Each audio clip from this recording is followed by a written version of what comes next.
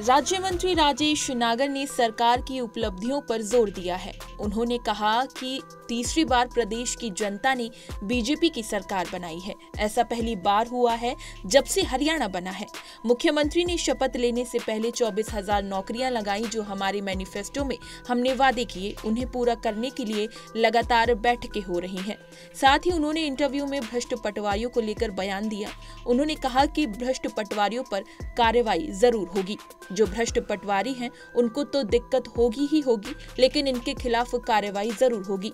यदि किसी भी अधिकारी की जनता के साथ डीलिंग सही नहीं है, उस पर भी कार्रवाई होगी। देखिए हमारी ये खास रिपोर्ट। सर, 100 दिन पूरे होने जा रहे हैं, तो किस तरीके से आप देखते हैं सरकार का कार्यकाल, नायब सैनी की सरकार का काम हो पाए हैं? देखो, अगर सरकार की बात करें, तीसरी बार जनता ने हम पर विश्वास दिखाया, जताया है और तीसरी बार हमारी सरकार, हरियाणा जब से बना है, हरियाणा के इतिहास में पहली बार हुआ है कि कोई भी सरकार तीसरी बार रिपीट हुई है। तो जो जनता ने विश्वास हम पे दिखाया, जो हमारी प्रधानमंत्री जी की, हमारे मुख्यमंत्री जी की सोच, नीयत, नीति, जो विकास हमने किए, उस पर हमारी सरकार तीसरी बार आई। और रही कामों की बात, हमारे मुख्यमंत्री जी ने शपथ लेने से पहले 24,000 से ज़्यादा नौकरियां जो एक ही कलम से लगाई। तो इससे पता लगता है कि किस तरह की जो हमने वादे किए, जो हमने अपने मैनिफेस्टो में, अपने घोषणा पत्र में वादे किए, पूरे करने के लिए, उसके लिए अभी से ही हमने तैयारियां शुरू कर ली है। अधिकारियों की बैठक 2-3 बार हमारी हो चुकी है। अभी जो भी घोषणा पत्र में हमारी मांगे हैं, उनको सबको जल्दी से जल्दी और कैसे पूरा करें, उसके लिए बैठक और भी आगे हमारी होंगी। और इसी तरह से पटवारियों की बात करें, और जो भी हमारी घोषणाएं हैं उनको जल्दी पूरा किया जाएगा। पटवारियों की आपने बात की, तो पटवारियों की जो सूची आई थी कि भ्रष्ट हैं पटवारी, उसमें फिर अब मुख्यमंत्री कह रहे हैं कि ये कहाँ से आई, इसकी जांच होगी और जो भ्रष्ट हैं उन पर कार्रवाई जरूर होगी। आप इसको कैसे देखते हैं कि सूची बाहर आ गई इस तरीके से खुफिया? देखो, इसकी जांच हो रही है कि भाई किस तरह से ये बाहर आई है, और इस पे जांच के बाद ही हम बता पाएंगे।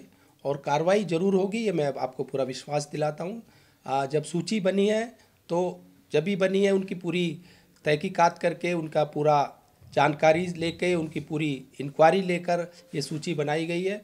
और जो भी इसमें लिप्त पाया जाएगा, उनके खिलाफ सख्त से सख्त कार्रवाई होगी। लेकिन एक नेता विपक्ष भूपेंद्र सिंह हुड्डा कह रहे हैं कि 100 दिन के कार्यकाल में कुछ नहीं हुआ, 10 साल के कार्यकाल में कुछ नहीं किया, महंगाई बढ़ी, बेरोजगारी बढ़ी, लॉ एंड ऑर्डर में सरकार कहीं ना कहीं नाकाम रही है।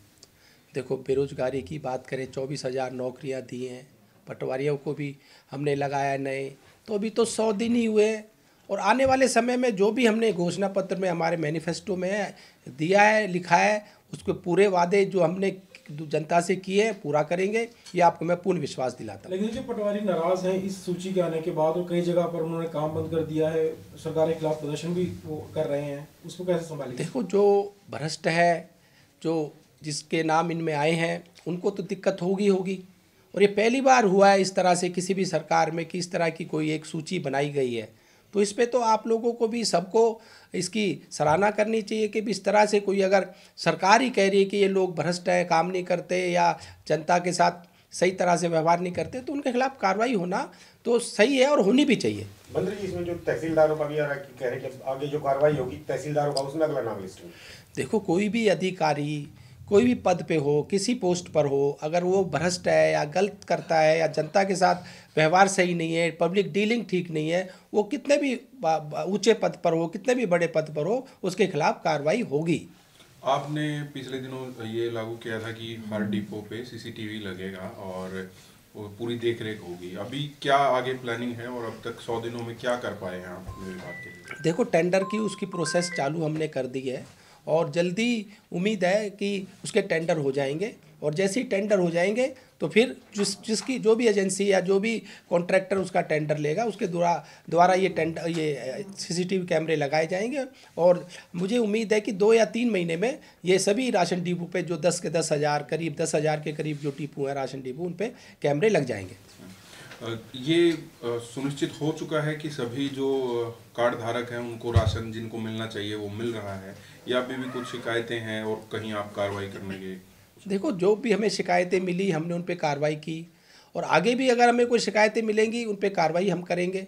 और इसके लिए जांच हमने अपने अधिकारियों को निर्देश दिए कि 4-4 डिपो हर एक अधिकारी ले और महीने में 4 डिपो के ऊपर जाकर मौके पे मुआयना करे कि किस तरह का कोई शिकायत है नहीं है, राशन सही तरह से मिल रहा है नहीं मिल रहा, या कोई पब्लिक की या कंज्यूमर की उपभोक्ता की कोई और दिक्कत है और कोई शिकायत है तो उस पर कार्रवाई राशन डिपो वाले के खिलाफ करें, या जो भी कमी पाई जाए, जो भी उसमें सम्मिलित हो उसको कार्रवाई करें। सर, शिकायतें किस तरह की आ रही हैं डिपुओं की ओर से आपके विभागों, क्योंकि डिपो धारक जो होते हैं वो कई तरह के ऐसे काम करते हैं जिससे लोगों को राशन मिल पाता है, राशन खराब हो जाता है या वो घपला उसमें कर देते हैं, तो किस तरह की शिकायतें आपको अब तक मिली? देखो, मुझे उकलाना हिसार से शिकायत आई थी कि वो जो गेहूं की हमारी बोरियां हैं उनको गीला करके पानी डालकर उसका मॉइस्चर और वेट बढ़ाकर उसको दे रहे हैं। तो मौके पे मैंने देखा, मुझे पाया कि भी कुछ बोरियों में उन्होंने पानी मिलाया है, पानी डाला था, तो हमने तुरंत कार्रवाई की। 4 अधिकारियों को ऑन द स्पॉट ही हमने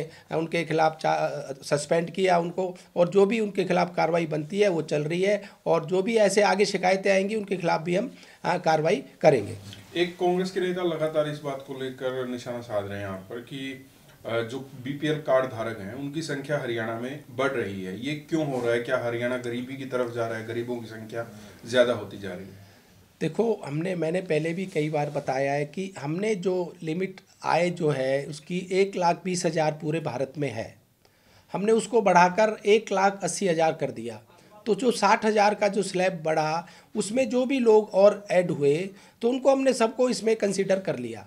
और पहले ये विपक्ष के लोग जब हमारे कुछ लोगों के राशन कार्ड कम हो गए थे या हटा दिए गए थे या कट गए थे किसी भी कारणवश, तो ये बोलते थे कि आप लोगों ने बहुत से लोगों के ये राशन कार्ड कम कर दिए या काट दिए। अब हमने जोड़ दिए या जुड़ गए तो अब इनको वहाँ भी दिक्कत है, कटने में भी दिक्कत है, जोड़ने में भी दिक्कत है। तो ये लोग अपना स्पष्ट बताएं कि चाहते क्या है, जोड़ना या कटवाना। ये कटवाना चाहते हैं तो वो भी बताएं कि भाई लोगों के जुड़ गए तो उनके काटना चाहते हैं, तो उस पर भी हम अपना दे बयान कि भाई ये लोगों के ज़्यादा हुए उनको कम करें या काटें, उस पर भी हम देख लेते हैं, बात कर लेंगे। एक मंत्री जी, जो बड़ौली जी का मामला चल रहा है उसमें अनिल विज जी ने कहा कि पार्टी की प्रायोरिटी बरकरार रखने के लिए उनको इस्तीफा दे देना चाहिए।